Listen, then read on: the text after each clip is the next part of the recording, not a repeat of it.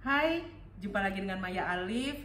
Dan video saya hari ini saya akan berbincang-bincang dengan seorang pemain sinetron, model cantik. Siapakah beliau? Simak aja videonya. Dan hari ini saya ditemani oleh asisten saya di galeri, Mbak Lina. Oke, simak aja videonya, tapi jangan lupa klik subscribe, tanda lonceng, dan like video ini.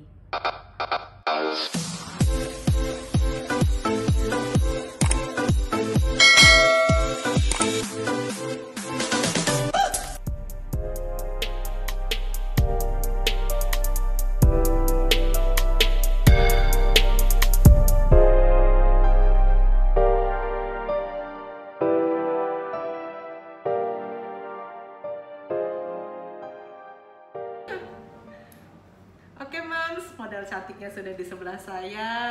Beliau adalah Mbak Farenina. Beliau adalah model, plus pemain sinetron, pemain FTV. Bener nggak Mbak? Bener ya? Panggil Faren aja sih, Oh. berasa tua. Oh, Faren aja berarti ya. Iya. Mbak Faren, nih saya kan. Dong, kayaknya. Oh, sempit ya. Mbak Faren, saya kan Ya. udah kenal Mbak Faren ya. Hmm. Satu kata nih dari saya buat Mbak Faren, humble. Mbak Faren ini baik banget loh orangnya dan gak sombong sama sekali. Suka menabung juga nggak? Harus itu kalau menabung ya. Kondisi tapi. Oh gitu. Kalau lagi ada barang bagus, aduh. Nggak nabung ya, nggak nabung. Tolak. Cewek ya, Moms ya, susah nyetopnya. Kalau dari Mbak Faren sendiri nih, satu kata yang mendeskripsikan seorang Faren tuh apa dengan satu kata? Apa ya? Orang yang satu kata. Tadi saya udah deskripsikan Mbak Faren dengan satu kata, humble. Cuek sih orangnya. Cuek. Oh, cuek. Iya, lebih ke cuek kali. Itu sih. Itu aja ya. Emang harus cuek ya masa sekarang ini ya. Iya, dari dulu emang gitu. Jadi ya nggak pernah mau ini juga. Ya tahu koridor kapasitasnya atau apa kayak. Ya cuek lah intinya. Kayak gitu sih. Cuek itu bisa membantu kesuksesan hingga sampai sekarang ini. Bisa jadi. Bisa jadi, Karena kalau kita dengerin omongan orang, kita nggak akan pernah maju. Sih, iya. Nggak akan pernah maju, serius. Ya biarkan orang tahu hasilnya aja, prosesnya nggak usah deh. Iya. Takutnya kalau banyak omongan malah, waduh nanti Orang kan ngomong terlalu kayak gini orang gitu. tuh kebanyakan dia hanya melihat luarnya, prosesnya itu cuma ya banyakan nyinyirnya lah. Gitu aja, nggak tahu apa yang kita jalanin kayak apa ya kan. Iya. Kayak gitu sih. Itu aja, kalau aku sih cuek orangnya. Ngomongin proses nih. Prosesnya sepanjang apa sih hingga menjadi seorang pemain sinetron? Nah itu kan pasti semua orang tahu lah, itu bukan hal yang mudah, bukan proses yang pendek, yang panjang. Bisa diceritain nggak Mbak? Kalau diceritain mungkin bisa 3 hari. 3 hari loh. 3 hari. Ya, 3 hari. dipendekin aja, dipendekin. Ya simpelnya nggak mudah lah ya, karena di sini juga persaingan juga banyak. Iya. Orang-orang yang bertalenta lebih dari saya itu juga banyak sekali di sini. Ada beberapa faktor sih memang kita lebih ya sering mungkin dari diri sendiri yang kita sering berlatih atau apa diperkuat lah ya, intinya gitu. Nah selebihnya kita mungkin memperluas jaringan, sering-sering pintar-pintar untuk membaur dengan mereka seperti apa, kayak gitu sih. Dan yang ketiga adalah faktor hoki. Iya. Balik lagi. Tidak bisa dipungkiri ya, itu Betul. sebenarnya faktor hokinya itu ya. Faktor hoki. Dan nggak Saya semua juga orang nggak tahu sih. Intinya saya hanya berjalan aja, ikhtiar berjalan, apa yang dihadapkan di depan ya udah saya jalani. Pokoknya jalanin aja ya Mbak ya, selama kayak gitu itu sih. masih baik buat diri sendiri, baik buat orang lain, maksudnya tidak merugikan orang lain Betul, ya. betul. Dijalanin aja gitu ya Mbak ya. Betul sekali. Terus jadi model ini ikut school atau apa gitu nggak Mbak? Atau secara alami aja Enggak sih. natural? Oh, Enggak. jadi itu natural aja ya? Iya. Tapi keren banget loh gayanya loh. Kayaknya ekspresif banget gitu. Iya. Apa ya? Mungkin sering-sering juga kali belajar sendiri sih kalau sekolah sih enggak. Belajarnya gimana tuh, Mbak? Lihat ke kaca, ya, biasanya kaca. Oh gitu ya. Tapi dulu pernah dapat sedikit pelajaran. Pernah dapat sedikit pelajaran dari mana? Dari dulu sempat lolos ini apa kayak ada kontes gitu, terus akhirnya dapat beasiswa sekolah acting plus tentang broadcasting, modeling. Jadi karantina selama 3 bulan di Sukabumi. Oh gitu. Oh berarti sempat ikut kontes itu? Sempat kontes, terus dari Iseng kontes sih itu jatuhnya iseng. Iya, Iseng, jatuhnya iseng. menang gitu ya. Jatuhnya iseng kan tadinya ikut bukan kontes apa ya itu. Mungkin casting kalau dibilang itu casting. Oh casting, bukan Iya. yang kayak semacam Indonesia Mencari Bakat gitu, Oh bukan.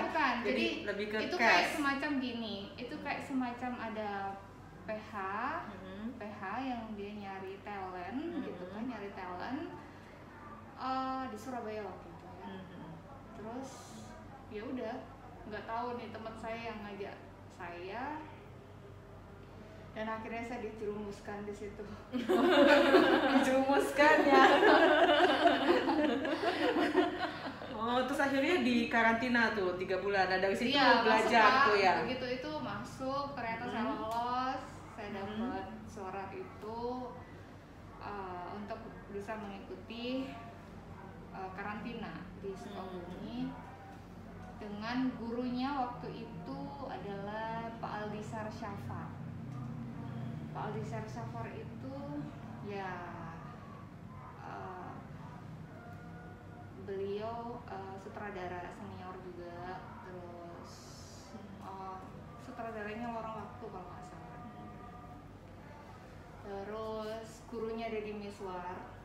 Oh, salah satunya Deddy Miswar. Gurunya. Oh, gurunya Deddy Miswar, bukan Deddy Miswar ya. Gurunya Om Deddy. Kalau infonya yang saya dapat seperti itu. Gurunya Bang Rano, kayak gitu sih. Ya udah 3 bulan melewati proses di mana Sukabumi untuk karantina. Jadi di situ saya dapat banyak hal yang belum saya dapat. Jadi acting, model, pendalaman karakter itu yang bukan yang hanya sekedar acting ya. Pendalaman karakter karena memang beliau juga basicnya juga beliau juga menguasai tentang teater. Tahu sendiri orang teater. Iya, betul. Jadi jam 12 siang gini sebelum sholat itu sebelum sholat zuhur kadang tuh kita jalan di alas gitu tanpa jalan di lantai ini tuh di lapangan tanpa alas kaki. Oh, itu salah satu pelatihannya Iya, seperti itu. Tujuannya apa? Tujuannya gini, kita suruh jalan nih, dikasih garis ya, jalan, kadang jalan dengan biasa, dengan telapak kaki biasa. Terus dari sana ke sana biasa nih. Terus dari sana ke sini itu jalannya miring ke kiri, pakai yang sini bagian luar. Bagian luar. Jadi misal kita dapat peran dengan kaki patah atau apa. Jadi lebih telat. Iya. Jadi lebih mendalami. Panas Mbak asli. Beneran. Terus bagian dalam, terus bagian belakang, tumit, depannya, gitu. iya semuanya. Oh, sampai ke gerak tubuh ya? Semua. Belajarnya Jadi ya, kalau nggak cuma pagi- mimik ya? Enggak. Jadi semuanya. Pagi itu kita habis sholat subuh, diajak jalan tuh. Jalan ke atas. Ke gunung, kebetulan kan tempat karantina itu belakangnya tuh gunung gitu. Gunung, bukit mungkin ya, bukan gunung kali. Terus pokoknya naik ke atas gitu, jalan kaki tuh. Jalan sampai ngos-ngosan di sana. Emang itu juga pagi itu. Nanti habis jalan di sana turun tanyain satu-satu. Kalian tadi dapat apa? Apa yang kalian dapat gitu pasti. Oh, nggak cuma on screen gitu belajarnya ya. Jadi lebih ke latihan-latihan yang emang harus diperluin untuk jadi seorang pemain. Terus kadang tuh marah tuh beliau kadang ada tukang rumput lagi kan depannya itu kan dekat rumah sakit waktu itu rumahnya yang kami tempatin itu dekat rumah sakit dan lapangan luas banget. Ada lapangan rumput tapi itu kita ke sana masuk tuh suruh jalan ada orang tukang rumput. Ada orang tukang rumput suruh jalan sana. Apa yang kamu temuin di sana? Tanyain lagi. Jadi kalau yang pagi itu naik ke atas tuh untuk melatih pernafasan juga, untuk naik ke atas. Terus kita latihan vokal juga A I U E O. Artikulasi ya harus jelas ya. A I U E O itu harus. Terus sampai kita diajarin untuk make up juga diajarin. Jadi make up untuk jadi gelandangan, jadi orang tua. Oh, itu diajarin make up karakter ya? Diajarin. Oh, itu 3 bulan ya? 3 bulan di sana. Berat juga ya? Itu. Berat juga pelatihannya ya? Seperti itu 3 bulan lagi ya? Cuma break. Gak ada libur? Sabtu Minggu libur? Libur, Sabtu Minggu kan beliau juga harus pulang. Tapi kan ilmu yang didapat juga banyak. Iya, terus ada muridnya cuma waktu itu cuma dikit kok. Cuma 15 orang. Oh, jadi bener-bener kayak intens per orang seperti apa gitu ya? Kalau cuma 15 ya? 15 orang. Jadi dari sekian banyak yang diambil 15 dan salah satunya saya. Oh, kalau diambil maksudnya nanti dibawa gitu, dibawa untuk ya untuk maksudnya lolos dari ini, lolos. Enggak, dari istilahnya kayak pemenangnya gitu ya. Iya, hanya dapat pelatihan sekolah acting aja. Sekarang kalau sekolah acting hanya yang biasa-biasa berapa? Iya, mahal loh, apalagi lihat dari gurunya juga ya kan siapa. Terus lah itu kan full tiap hari. Iya ya, 3 bulan lagi. 3 bulan. Cuman libur Sabtu Minggu dan makan juga ditanggung sana. Semuanya makan tanggung sana, makan tempat tinggal juga tanggung sana gitu. Kayak gitu. Iya, pengalaman yang nggak semua orang bisa dapat gitu ya. Iya, ya itu sih saya memulainya dari situ. Memulai untuk di film itu di situ. Tapi beliau ini, Pak Aldi Sari ini, semoga beliaunya nonton juga. Amin, semoga nonton. Itu yang ini sutradaranya Lorong Waktu kalau nggak salah. Pak Aldi Sari Sampar. Nggak tahu nih, nggak pernah dengar. Semoga beliaunya selalu sehat. Amin. Itu Pak Aldi Sari ini apa ya? Benar-benar kita itu pengennya ditunjukin mana. Dikasih tuh pernah aku dikasih contoh skrip skenario suruh milih kan dibagi 2 kelompok tuh yang entah 15 orang itu suruh milih ini kalian mau milih yang mana, ada skenario di sini yang satu buku yang satu ini ada 15 pemeran 15 orang dengan 15 karakter kalau nggak salah 12 apa 15 ya lupa aku, pokoknya banyak orang deh dan dapat karakter satu-satu di sini. Nah yang di sini satu lagi cuman monolog, tapi di sini dia ada banyak karakter, dia antagonis lagi, tapi cuma satu orang mainin. Aduh, dialognya panjang-panjang. Justru monolog kan yang susah kan ya? Iya, monolog yang susah kan? Akhirnya, iya kita milih monolog karena satu orang bisa mendalami banyak karakter, bisa menguasai daripada ini kan, cuman per orang, gitu. Oh, jadi akhirnya Bapak kan ngambil yang monolog itu? Iya, karena banyak teman-teman yang suara terbanyaknya banyak yang monolog, jadi pelajarannya ke monolog. Oh gitu. Kayak gitu. Kayak gitu sih ceritanya. Nah dari situ ya awal mula terjun ke dunia ini itu. Sukanya beliau itu gini, beliau tuh bukan nggak suka sih, bukan yang oh ini anak didik gua nih gitu misalnya, kan sebenarnya bisa aja gampang banget ya, apalagi beliau udah punya nama, titip dong gitu, titip dong kalau ini bawa dong main, nggak mau. Ya udah kamu berjuang sendiri, usaha sendiri ya. Kamu udah tak bekalin ini, selebihnya ya kamu harus berjuang sendiri, kamu mau jadi seperti apa, intinya kamu udah tak kasih bekal gitu loh, berarti kayak gitu. Itu aja sih. Dari sekian banyak, aku nggak tahu ya, nggak pernah dengar teman-teman yang lain. Beberapa tahun yang lalu teman-teman nggak ada yang di entertain. Gitu. Iya, dari yang karantina ini saya nggak tahu sih. Oh, jadi emang nggak ada dari yang 15 orang itu? Nggak ada. Nggak ada. Cuma Mbak Karen aja tuh.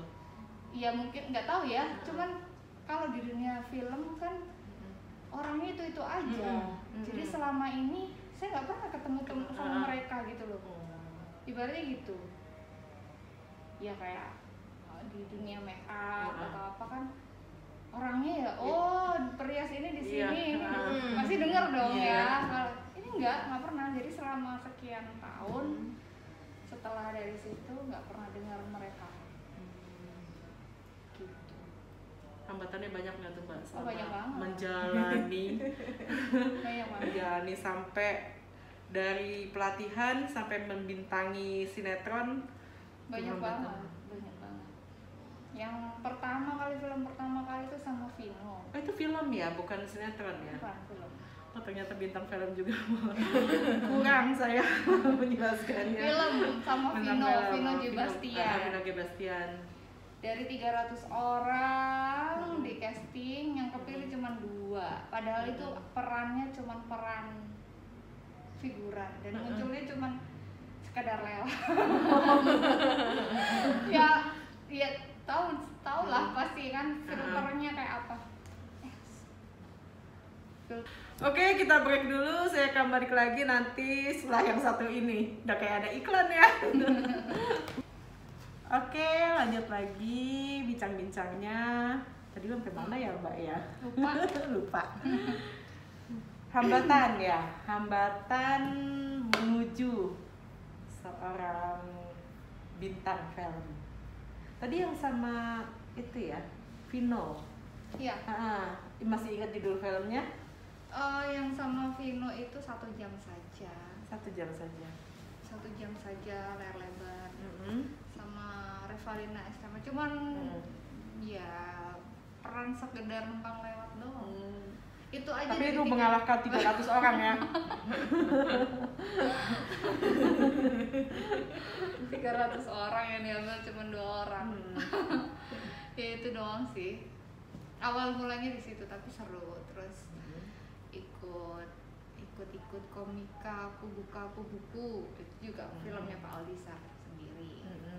Cuman saya nggak masuk lewat beliau sih. Emang beliau bukan yang seperti itu. Jadi ya udah, intinya saya bekalin kamu, selebihnya jalani prosesnya sendiri. Itu.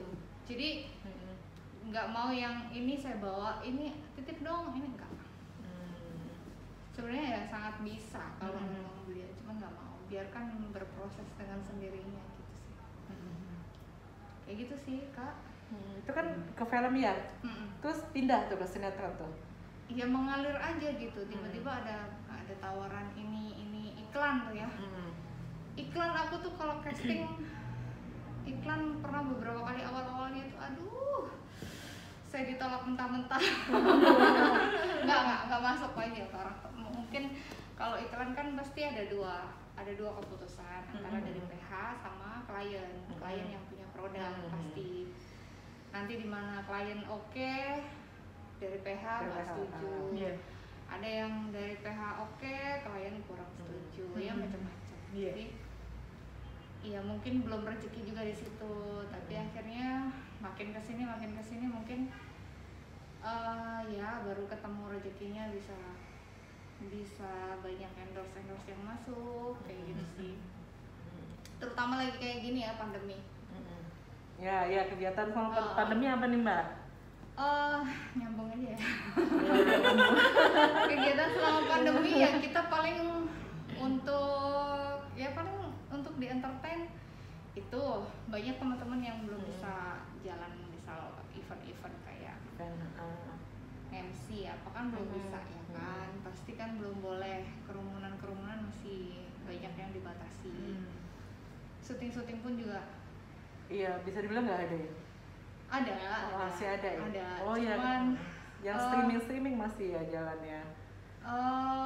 Kebanyakan teman-teman udah jalan dengan channelnya masing-masing, bukan lewat TV.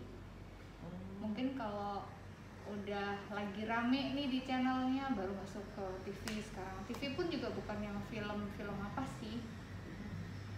Paling kebanyakan juga yang talk live kayak gitu-gitu. Oh iya, lebih ke arah situ ya. Lebih ke talk live. Paling film ya ada, cuman yang lagi rame tuh apa?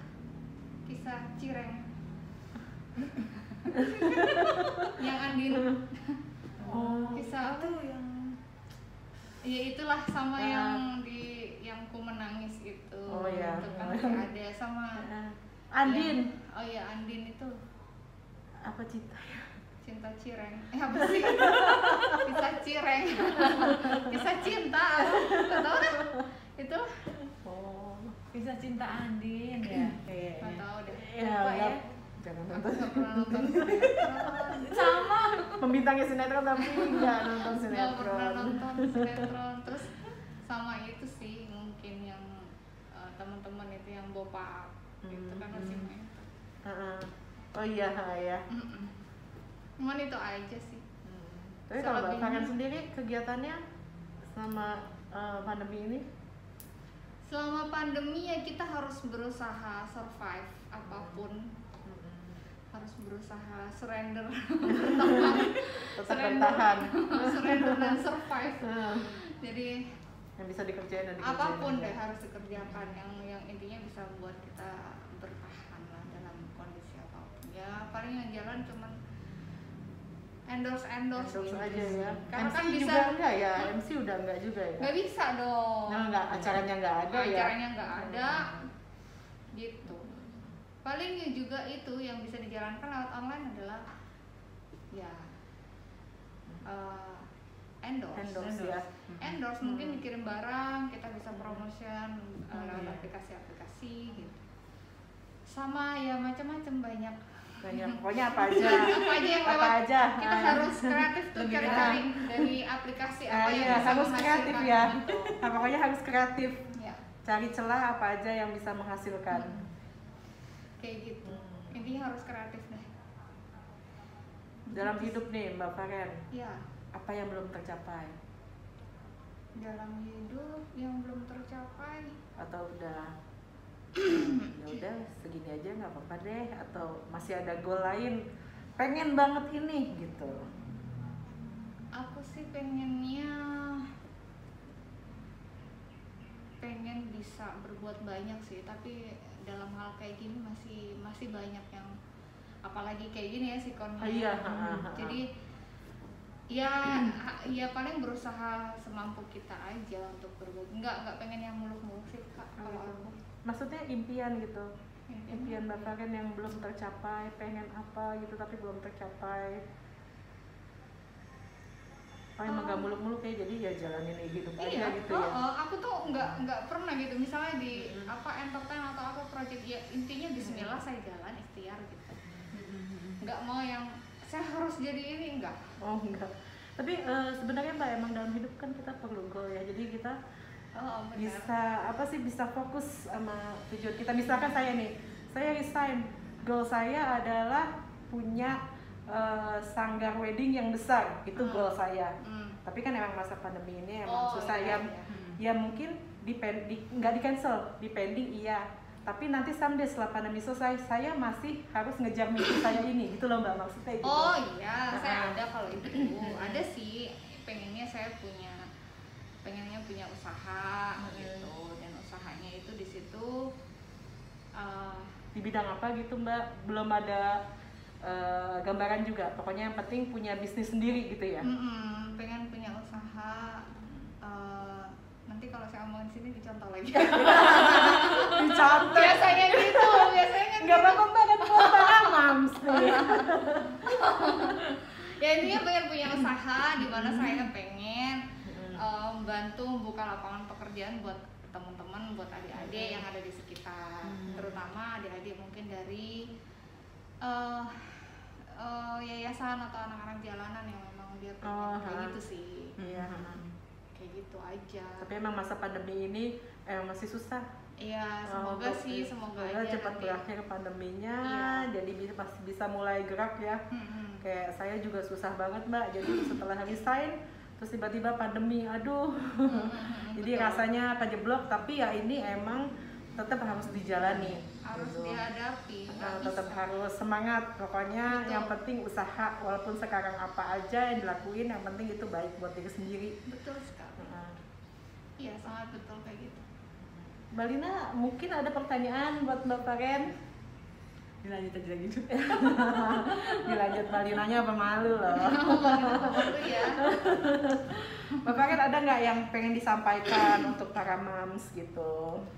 Ya, untuk para moms harus apapun harus bisa, sekalipun kita perempuan. Sekarang perempuan kan tetap harus bisa mandiri ya, seperti itu. Jadi tidak bergantung. Harus dong, mau perempuan mau laki-laki, apalagi laki-laki ya. Terus kalau perempuan itu ya itu satu, memang harus bisa mandiri karena harus bisa mandiri, harus bisa cari duit sendiri, tabungan sendiri, harus pinter-pinter jaga diri, merawat diri kayak gitu. Merawat diri itu juga. Merawat diri gitu kan. Itu salah satu usaha menghargai diri sendiri ya. Betul. Kalau merawat diri, bukan kita pengen dandan, pengen kelihatan Itu apa kan enggak. juga bagian dari self love juga. Iya, self love. Jadi kayak gitu harus bisa itu ya intinya pintar-pintar untuk bagaimana untuk diri kita lah, biar kita bisa lebih berkembang, lebih maju kayak gitu. Karena kita nggak tahu ya apa yang akan terjadi pada kita di masa yang akan Beberapa datang. detik atau sekian detik itu ke depan kita juga nggak pernah Nggak tahu. akan tahu. Nah, jadi emang dari kita emang udah harus tangguh sendiri. Betul. Jadi tidak terlalu bergantung sama orang lain ya. Begitu sih. Mbak Farin, ada yang mau disampaikan lagi buat para moms? Untuk saat kondisi saat ini di pandemi kayak gini nih, kita harus tetap pintar-pintar jaga imun. Oh iya, jaga imun ya. Jaga Benar. imun karena lagi kondisi kayak gini tuh imun yang dipertaruhkan kan. Jadinya harus ya prokes tetap, terus makan mungkin lebih banyak, memilah-milah tempatnya di mana ya, namanya virus kan kita nggak pernah tahu ya. Kan virus berterbangan kemana-mana. Nggak tahu ya kan kita. Tadinya kan mungkin kemarin juga aku sempat sakit, tapi nggak tahu ya sakit apa karena emang nggak tes juga kan.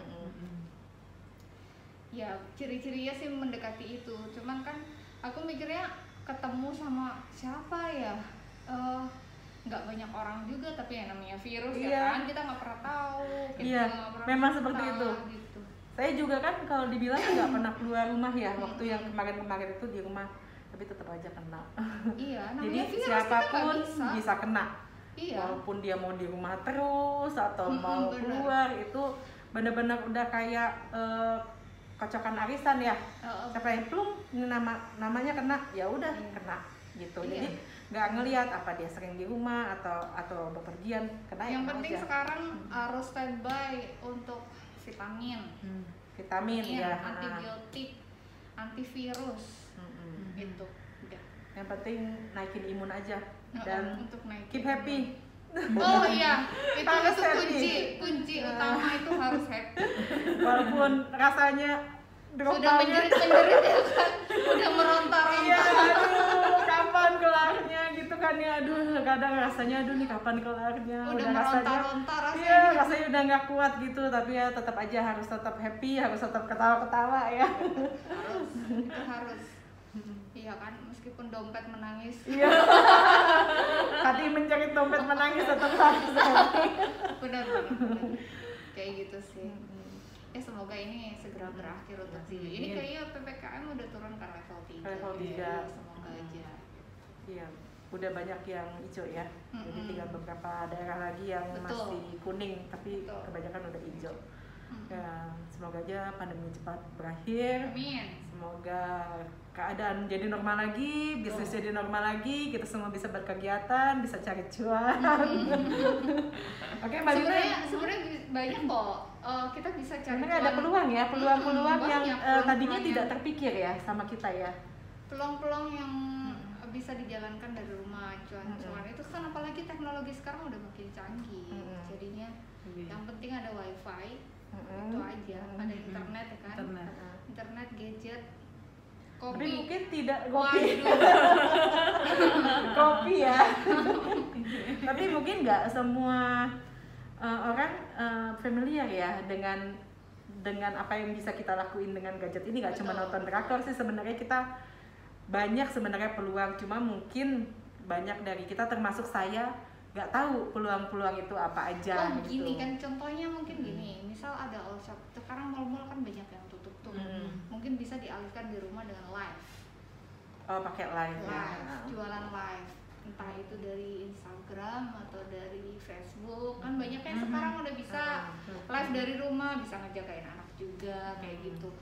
Sekarang banyak kok yang kayak gitu-gitu, misal kayak banyaklah aplikasi-aplikasi misalnya nyanyi atau apa, teman-teman banyak kok yang kayak gitu, atau trading atau apa kan gitu, bisa dijalankan di rumah. Jujur saya nggak tahu loh awalnya kalau Mbak Faren nggak kasih tahu waktu itu. Oh ternyata bisa tuh dengan cara seperti ini. Tapi mungkin nggak semua orang bisa seperti itu gitu loh Mbak. Emang butuh kemauan yang kuat. Iya. Jadi mungkin ngebangun kemauan yang kuatnya itu yang sedikit susah. Karena mungkin gue nggak biasa kali, iya, bener. Biasa di depan yang live yang gimana. Kayak saya gitu udah kayaknya. Kalau saya sih mungkin orang malunya udah putus. Orang malunya udah putus jadi udah amat tahu. Iya waktu Mbak Faren kasih tahu, aduh live bisa nggak ya? Itu yang pertama kali terpikir di saya itu.